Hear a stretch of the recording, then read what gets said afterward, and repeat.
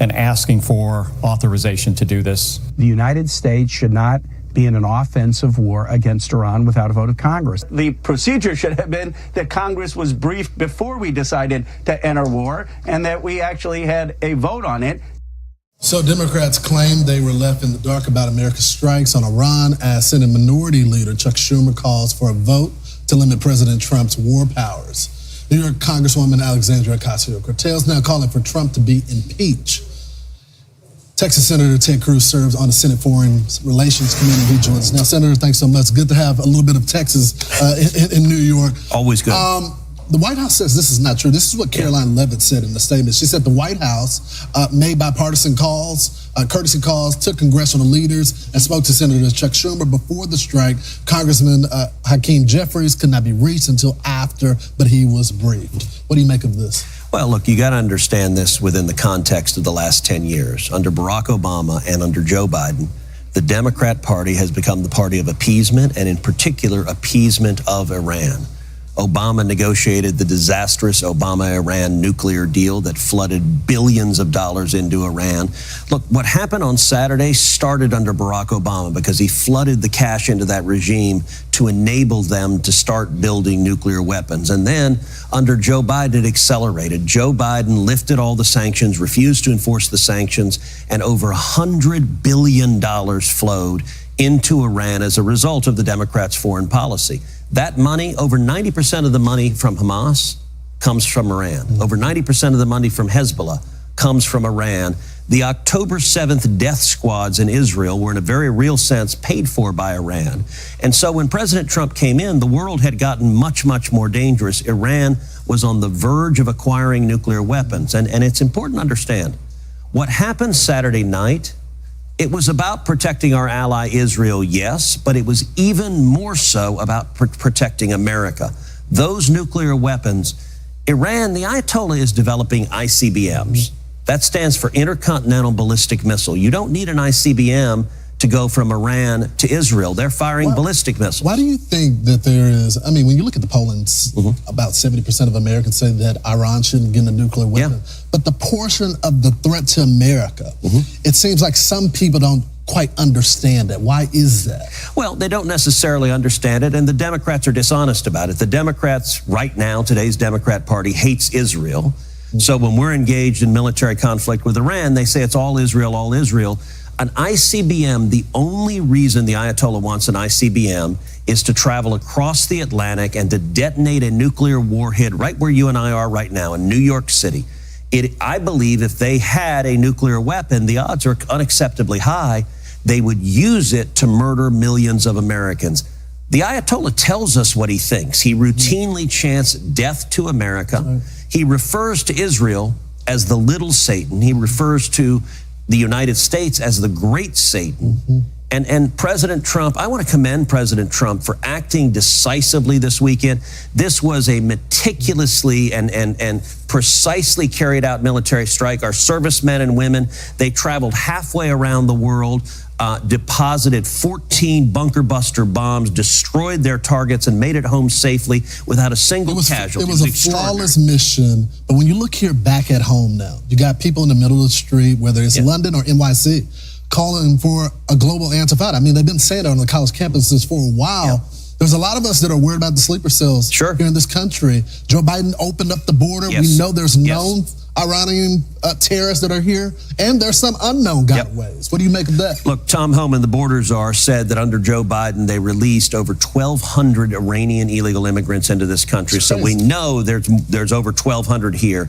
That doesn't count the gotaways. The gotaways, there are roughly 2 million gotaways, people who we know came into this country illegally. We see signs of them, but we didn't apprehend them. Among those gotaways, there are murderers, there are rapists, there are child molesters, there are MS-13 gang members, and there are almost certainly Iranian terrorists. We don't know how many, but I think there are 3 major risks right now in terms of what happens next. Risk number 1 is sustained bombing and missiles fired at Israel targeting civilian populations. We're seeing that, and all of us should be praying for the people of Israel because Iran is targeting those civilians. Number 2, there's a risk of Iran striking our servicemen and women in the Middle East. And I will tell you, I spoke with President Trump just a few days ago. I told him, Mr. President, thank you for making so absolutely clear that if Iran attacks and kills American servicemen and women, there will be massive repercussions. I think the president is very directly protecting our servicemen and women by deterring those attacks. But the third risk is what you just asked about. Sleeper cells carrying out acts of terrorism here in the United States. The administration is being vigilant. Law enforcement across the country is being vigilant. But it is a real danger because we've had 4 years of open borders. Law enforcement have to be vigilant, but we do as well. Yes, We got to be looking out for our own community. If you see something, say something. That's right. Thanks, Senator. We appreciate you. I'm Steve Doocy. I'm Brian Kilmeade. And I'm Ainsley Earhart. And click here to subscribe to the Fox News YouTube page to catch our hottest interviews and most compelling analysis.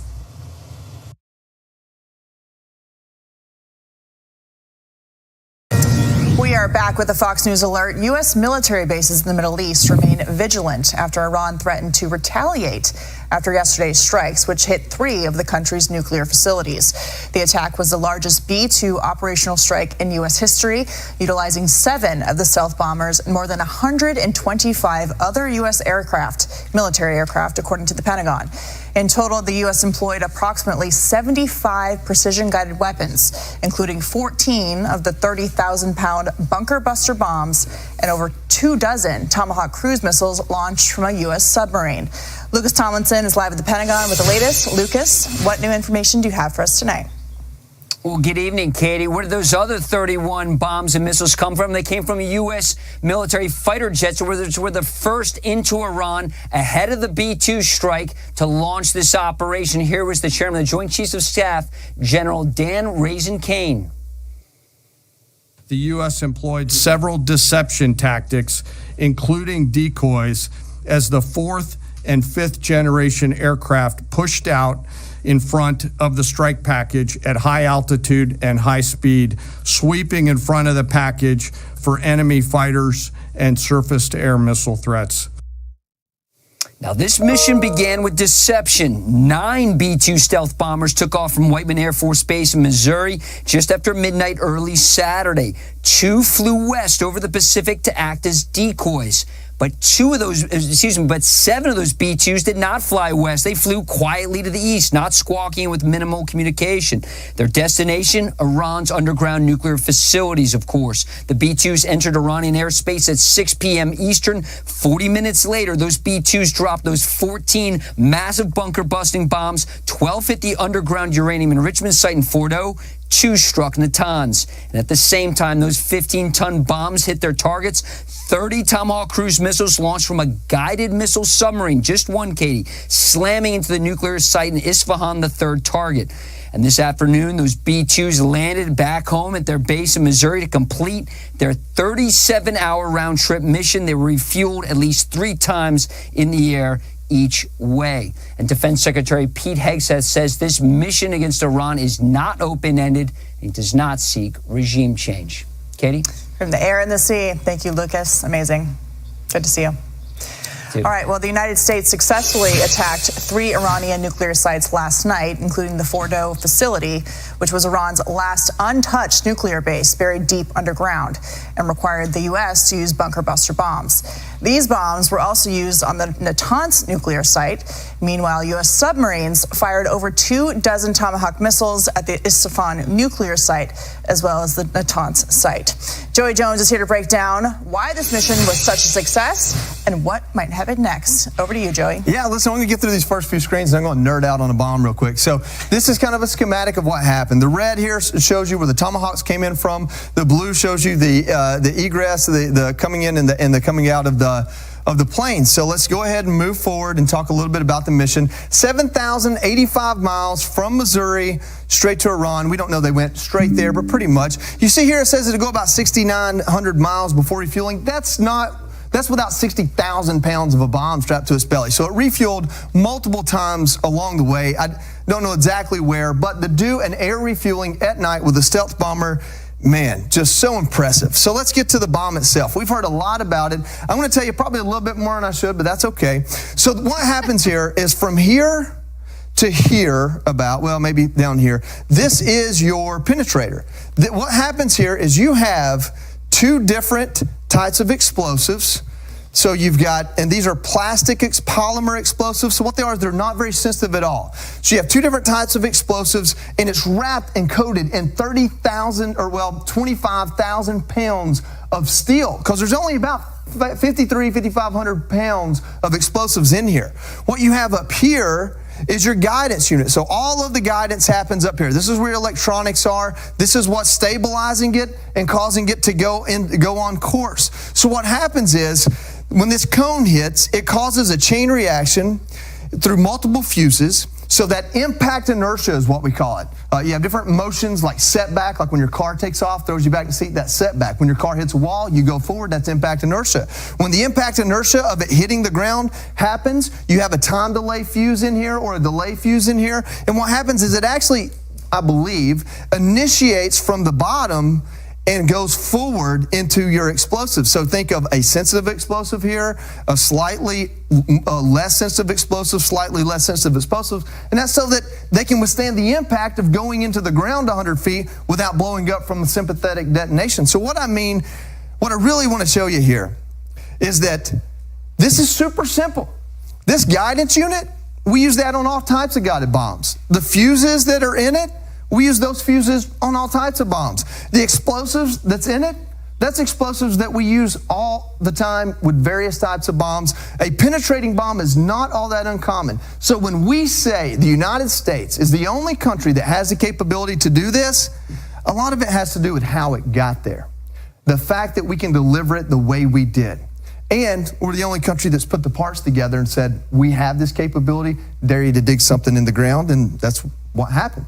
So I want to show you a little bit more kinetic version of that map we showed you earlier. So what we're learning happened is when the naval ships set off the Tomahawk missiles, from my understanding of the timeline, is they actually fired the missiles before the stealth bombers got into the area of operation. The missiles went very far, obviously, and then the stealth bombers were able to do their thing before the Tomahawk missiles hit. So that's that coordination, that synchronizing that we talk about. These missiles, the Tomahawk missiles, what makes them so effective is they're essentially drone planes. They have the ability to change course, even change target while flying.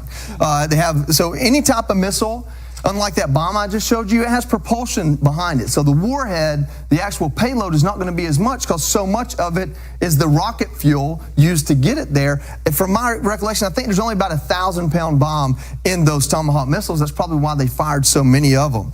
And then to move on here to the very last screen, these are the bases of our men and women in uniform that are vulnerable to attack now. I can't tell you an ordnance order of battle. I can't tell you which one of these is a higher target than the other, but I can tell you I lived at the Al Asad Air Base, and that is a very important air base for us. It's big, it's fortified. I don't know what we have there, but I would imagine it's assets we need. Any of these that say air base, in my opinion, are a higher value target, because it's my belief that if Iran comes back with a measured response, not trying to draw blood, but to take away assets to show that they can respond, they're going to go after maybe planes and things like that. I don't know that. I haven't heard that. But that's my presumption as a ground troop that just knows how to play the game Risk. So, guys, hopefully that was educational, helped you understand some of the rhetoric and some of the explanations that have come across. At the end of the day, what you need to know is that our military is badass. And when it comes to conventional war, we are the conventional superpower. Yes, indeed. And you are that word at showing us the map and everything going on. So thank you for your expertise. We all appreciate it. Hey, Sean Hannity here. Hey, click here to subscribe to Fox News YouTube page and catch our hottest interviews and most compelling analysis. You will not get it anywhere else. I want to bring in Pierre Thomas, our Chief Justice Correspondent, back stateside, covering the domestic threat. Of course, people watching us here on a Saturday night, Pierre, want to know what is Iran's capability, not only to react overseas throughout the region with thousands of U.S. military stationed across the region, but also here in the U.S. We know that there are lone wolves, there are actors that certainly Iran would hope would want to react in some sort of way to the U.S. action we've witnessed tonight. What are U.S. authorities here in the Homeland prepared for potentially, and what have they said?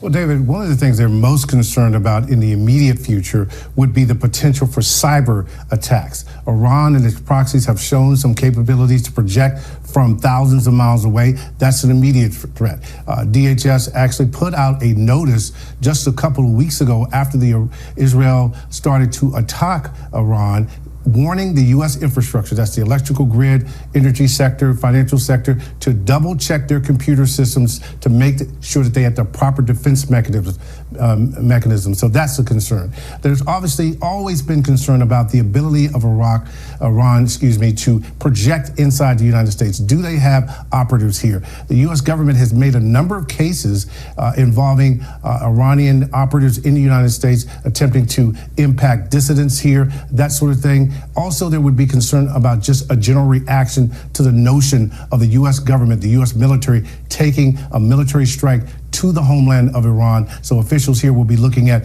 that kind of thing as well, David. Pierre Thomas with us on the potential threat here at home as well. And of course, you say, Pierre, that what authorities within the administration are most concerned about at this point, and at this point, we point out it's very early in this sort of new chapter we're in, potential window of time here where there could be any kind of reaction, retaliation from Iran or its proxies. Most concerned about a potential cyber attack, as Pierre said, though. There could be other operatives that the U.S. Is keeping its eye on as well. The Department of Homeland Security is warning of a heightened threat environment in the United States after Iran's nuclear facilities. In a bulletin issued today, DHS warned low-level cyber attacks against U.S. networks are likely. This comes as the Pentagon shares new information about the attack on Iran. ABC's Perry Gresham is in Washington. Tonight, the B-2 bombers arriving back at Whiteman Air Force Base in Missouri. Our affiliate KMBC recording this video of the plane's landing after carrying out the attack against Iran. It took a great deal of precision. It involved misdirection and the highest of operational security. The Pentagon detailing the attack called Operation Midnight Hammer, 125 aircraft involved with 75 precision-guided weapons. About a dozen B-2 bombers taking off from Missouri early Saturday morning. About half of them a decoy group heading west toward Guam with trackable movements. A short time later, 7 more B-2s taking off, but this time heading east, directly toward Iran, with no transponders and minimal communications.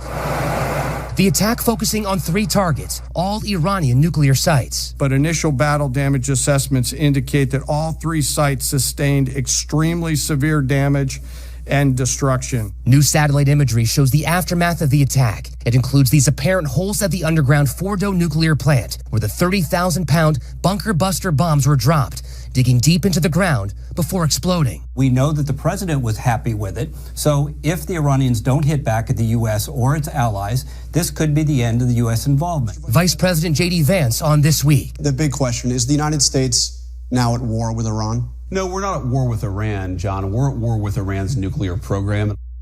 President Trump now appearing to entertain the idea of a regime change in Iran, with Trump posting online, if the current Iranian regime is unable to make Iran great again, why wouldn't there be a regime change?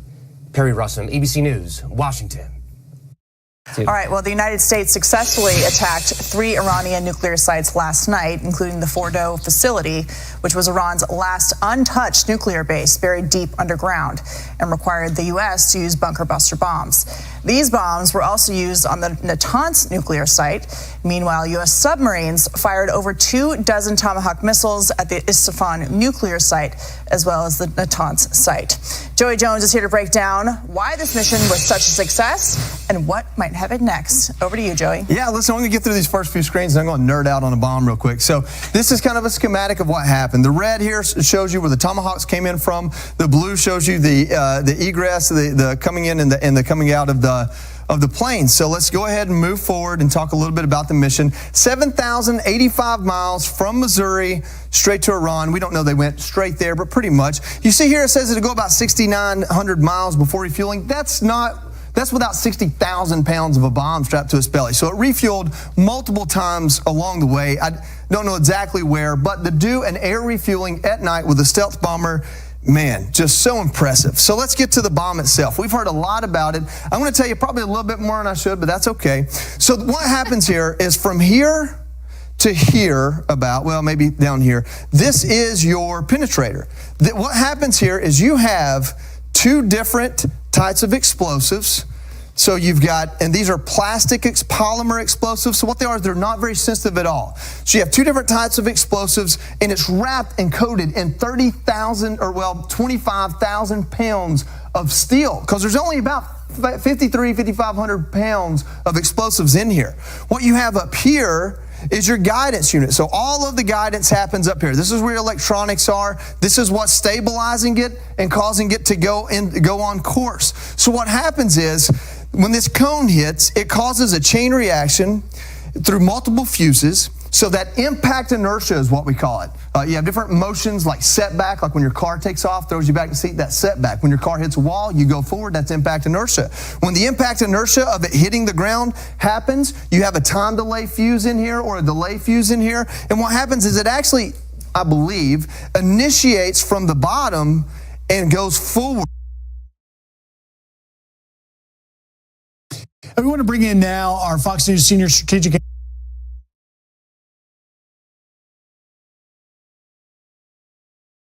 analyst, retired four-star General Jack Keane, joining us now here in the studio.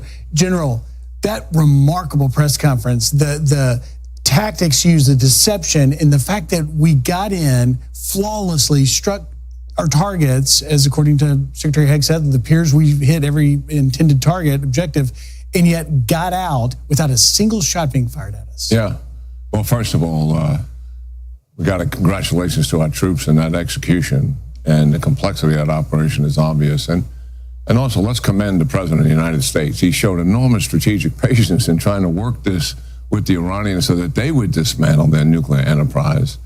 But at the end of the day, we had to help the Israelis dismantle it. That's the facts on the ground. I think the operation had four major characteristics of it to help it be successful. One was the operational security of the operation. And that is really tough to maintain in our open, democratic society that we have. And we know that things do have a tendency to leak out. Everything leaks in Washington. And then everybody, listen, for the last week or two has been focused on this operation, and yet it didn't leak. The deception helped considerably in that, in terms of the missile. I mean, the planes flying initially west, but the actual planes flew east to the target. I think the president contributed to the deception operation as well when he said, well, I'm going to make a decision in a couple of weeks. The truth of the matter was the decision was already made, or made very close to that statement he made. And everybody was thinking there was time here. And then, characteristic of military operations, when we're going after something that we have to destroy, to ensure that we use overwhelming force. And you saw that. Most everyone was saying 2 to 3 of these MOPs were going to be used, 14. Yeah. Multiple aircraft to deliver all of those, and then the additional missiles, and taking down 3 targets that the Israelis wanted help on, not just one. And then the thing that was emphasized is the flawless execution. And I think the audience had a complexity, got a feel for the complexity of military operations. And I really applaud the chairman for providing those details. And I want to tell you, what you folks have been doing here on Fox and Friends Weekend since this got started about 3 or 4 hours ago is really outstanding. Well done. Well, thank you, General. And having you here is so beneficial because you understand these. And I think the real question, General, is, okay, so what now are the strategic implications of this strike? We obviously didn't get much BDA, battle damage assessment, from the Pentagon briefing. It's going to take some time. We'll learn that. But just initially, what do you see as the strategic implications? That's a great question. It's pretty significant opportunity, actually. Obviously, the threat of nuclear weapons being used against Israel, the United States, as Iran has threatened, or Europe, which would clearly be in range of their ballistic missiles, that is about off the table. The second thing is, and this is serious, no nuclear arms race in the Middle East as a result of Iran acquiring a nuclear weapon, which would have happened. The Arabs are not going to say this publicly, but they are relieved about what has just happened here. And the other thing is, we are on the cusp of actually ending Iran's malign and aggressive behavior in the region, Griff, that has existed for 45 years. And you have outlined the killing of Americans from 1983 all the way up to the 350 attacks that Iran delivered on U.S. bases in Iraq and Syria during the 4 years of the Biden administration. And not one time did they ever accept General Kurilla's recommendation to strike Iran to stop that from happening. And so the implications here are very serious in terms of the opportunities for peace and stability. Iran is isolated in a way that we've never seen in the 45 years. The proxies have not supported them at all. Think of that. Iran is on its heels. Their very survival is in question as a regime and as a military organization, as the IRGC controlling the proxies and supporting the region. All of that is on the table. None of them have come into their assistance. The Hezbollah was organized principally to defend Iran against an attack from Israel. Billions of dollars spent on them, 150,000 missiles. I've talked to the Israelis and said, what is going on with Hezbollah? Why haven't they fired? Do they have any missiles? Yes. Answer, they have thousands of missiles left. Why haven't they fired? He said, sir, their will is broken. Wow. And they can see what is happening to Iran. Why are they going to risk all now? The Israelis will come back at them when they believe Iran is close to being finished. You know, and then the isolation. Where is Russia and China, Griff?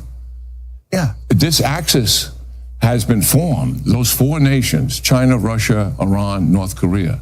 Where are they? They have provided no military assistance to Iran whatsoever. Huge opportunity here to move forward and take advantage of it in terms of peace and stability in the region. Well, and, you know, you mentioned Russia and China.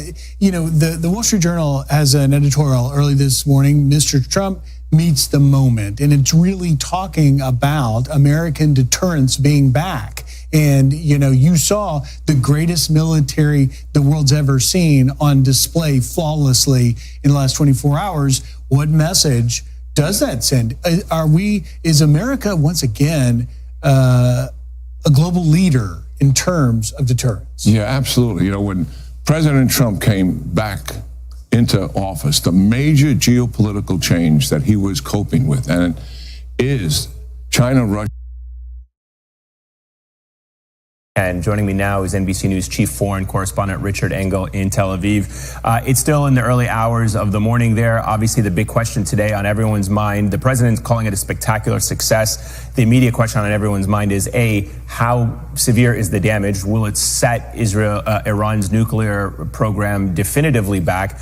And B, where does Iran go from here? If you can shed light on what Israel is bracing itself for today. So the Israelis, on a very short-term basis, are concerned about a reprisal. The Home Front Command, which issues guidance and doesn't change its guidance that often, it has been giving a guidance here to remain vigilant up until now, has upped its level of alert, telling people that they should not attend any public gatherings, no sporting events, no school, no work gatherings, only essential work. So they are on a heightened state of alert, a semi-lockdown, if you will. They had already been, under attack with Iranian ballistic missiles coming down at Israel every single day for the last week or so. So this country was already on high alert. They're bracing for some sort of response. But the Israeli reaction, official reaction, has been absolutely to welcome this. You had Prime Minister Netanyahu echoing President Trump's statements. They are clearly working hand in glove. This is something that Israel has long wanted. On the street, right now the streets are quite quiet, but on the street when we talk to people, they are generally supportive of this military operation. It was seen as a better now than later philosophy that they were going to engage with Iran at some stage, that it was better to do it now before having a nuclear weapon. That's the view as it was seen from here. But there are countries in the region who might not be vocally expressing their concerns, who I'm hearing from privately, who are very worried that Israel and the United States now seem to have a feeling of unchecked power, and that they don't know where that this is going, that this was Prime Minister Netanyahu's goal, that he found President Trump relatively easily manipulated, and that he was going to do this and finally got the United States on board.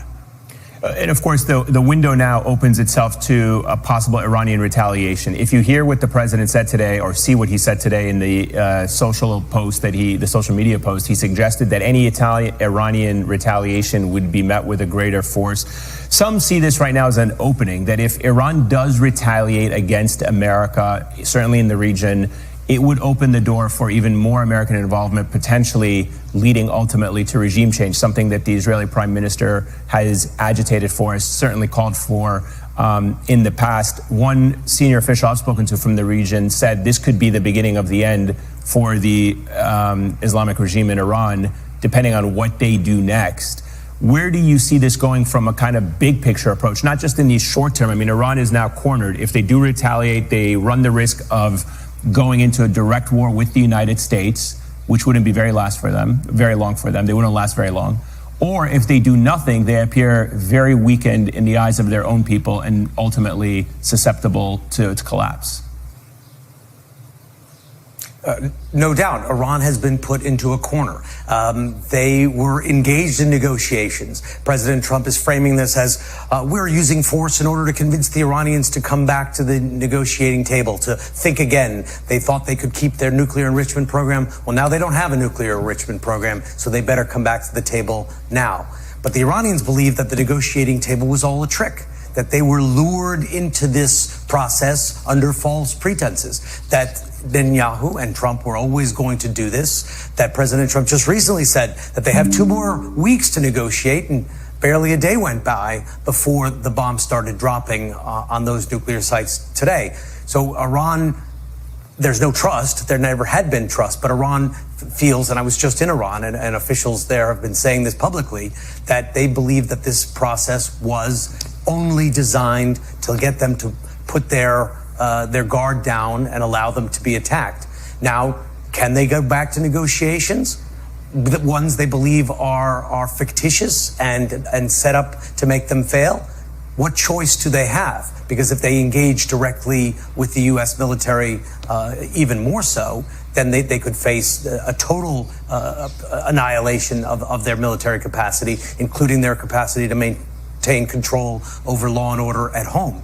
There have been some attacks on Iranian police stations. The internet is out in Iran right now because the government is so afraid of infiltration, that there is really spies, so they're trying to limit communications. The Iranian government is in a very fragile state right now, and when you have cornered a state, and Iran is cornered, that is President Trump is hoping that is when it makes them more malleable, but it also could make them much more dangerous. You know, I know that you had spoken to Ali Shamkhani, the top Iranian negotiator, a couple of weeks ago, certainly before the Israeli war began on Iran. He was rumored to have been dead. He certainly turned out to be alive, according to Iranian state media.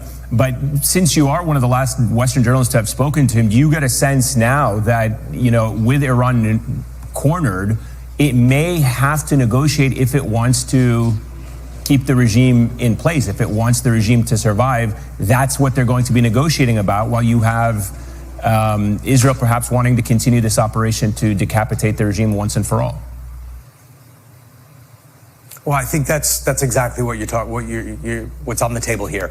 Before they were negotiating about their nuclear program, they were negotiating whether they would continue to have the right to enrich uranium at some capacity. And I did speak with Ali Shamkhani, who is one of the top advisors, military, nuclear, and political advisor to the supreme leader, the Ayatollah Ali Khamenei of Iran, one of the key people in the country who is authorized to speak definitively about what Iran would and would not accept in negotiations. And he laid out what Iran's expectations are. He said they wanted to keep enriching uranium to a low level, that they would be willing to get rid of their more highly enriched uranium. Those sites that were attacked today, Iran said they were going to get rid of it anyway in an agreement, that they were willing to do that. Russia had proposed to potentially be a mediator in that process. They wanted a lifting of sanctions, and they also promised to allow in inspectors to oversee the entire process. And President Trump responded to that comment from Shamkhani and said, looks like we're close to a deal.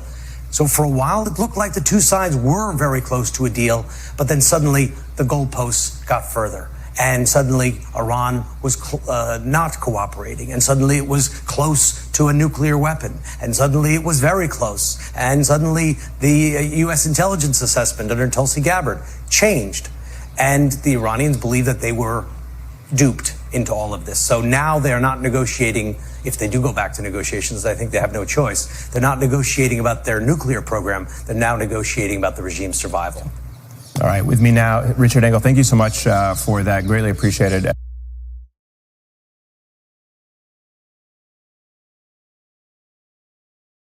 A short time ago, the U.S. military carried out massive precision strikes on the 3 key nuclear facilities in the Iranian regime: Fordow, Natanz, and Esfahan.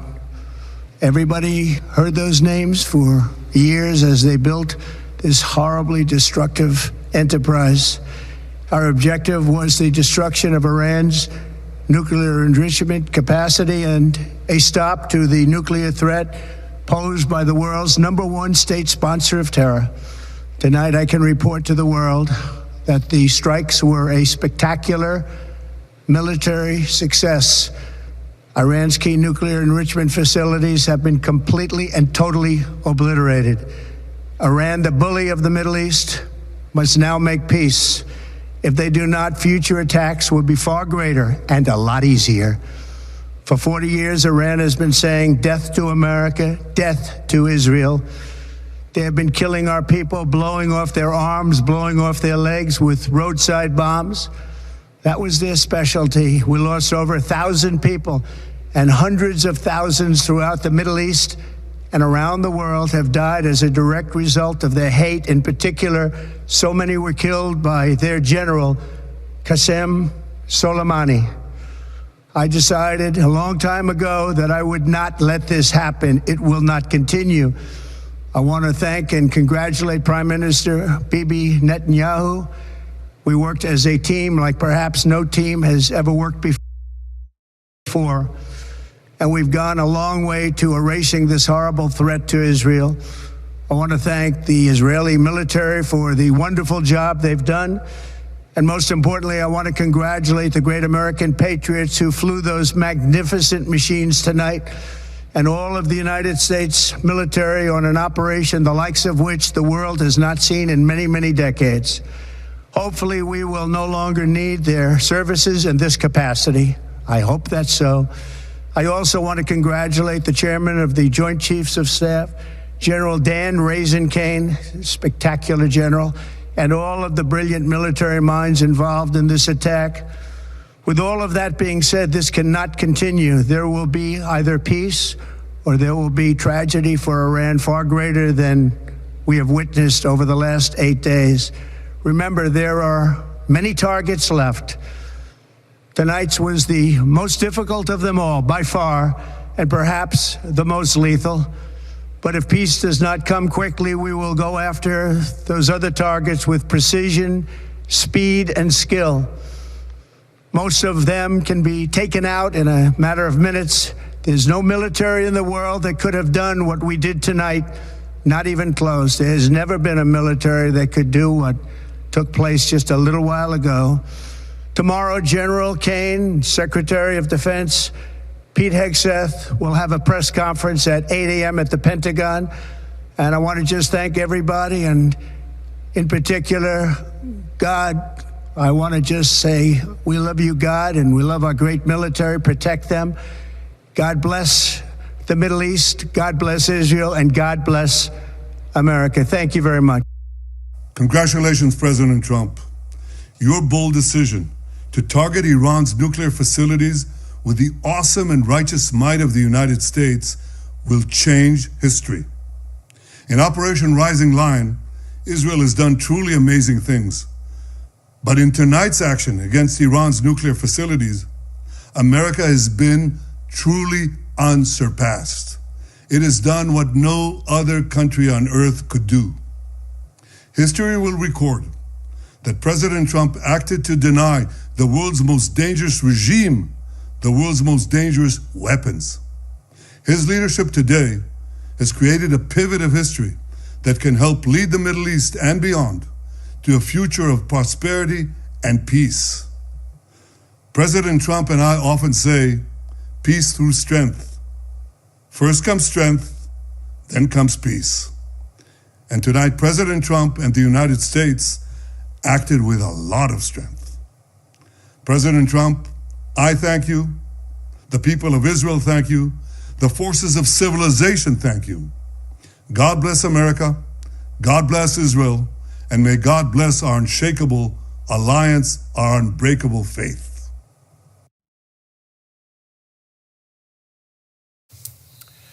All right, as we've been discussing all morning long, one of Israel's stated goals for its current offensive is destroying Iran's ability to build a nuclear bomb. So far, attacks